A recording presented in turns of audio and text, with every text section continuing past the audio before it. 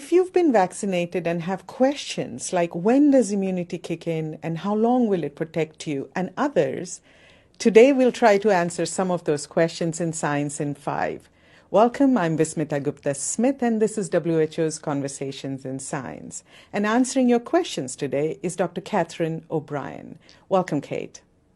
Thank you so much. Pleased to be with you.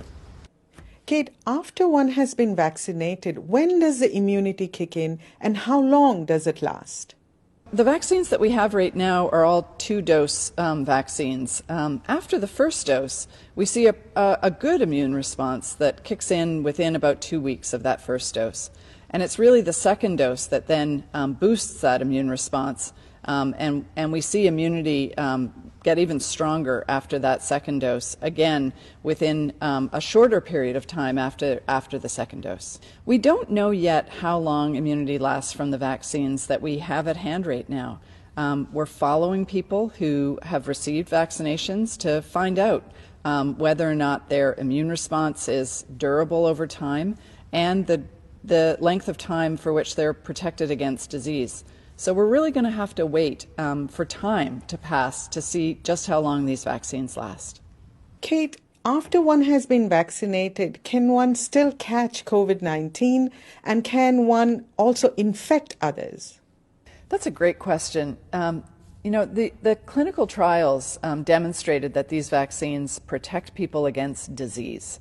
What we don't know yet from the clinical trials is whether or not the vaccines also protect people from just getting infected with the SARS-CoV-2 virus, and whether or not it protects against transmitting to somebody else.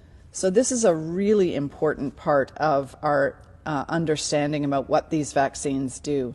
Do they only protect against disease, or do they also protect against getting infected and being able to transmit to somebody else, even if you're not having any symptoms? Kate, explain to us, why does one need to continue with the precautions even after vaccination, and how long are we expected to take these precautions? So we really need to continue these precautions while we're still learning about what the vaccines can do. Can they protect against getting infected and transmitting to someone else? And right now we're in a situation where there's still very broad transmission in many countries. The transmission is just out of control. And so for how long we need to continue these precautions is really going to depend on what communities and countries can do to really crush this virus, to crush the transmission. And in that way, the vaccines can do their best job at preventing disease. But remember that we don't actually have the evidence yet for using the vaccine in some age groups. We don't have the evidence for use of vaccines in children, for instance. So for the time being, those age groups are going to continue to be at risk of both disease and infection and being able to transmit to other people. The second reason is that the vaccines are in short supply. So we don't have enough vaccine yet out in the community to protect everybody. Those are the reasons why we have to continue the precautions, especially the masking, the physical distancing, the hand washing, and not gathering in big groups. For how long we need to continue those interventions, time is going to tell. Once we get broad vaccination coverage in the community, when we know more about what the vaccine can actually do to prevent infection, we can slowly start taking our foot off the pedal of these other interventions and make sure that the transmission, again, doesn't start to escalate again.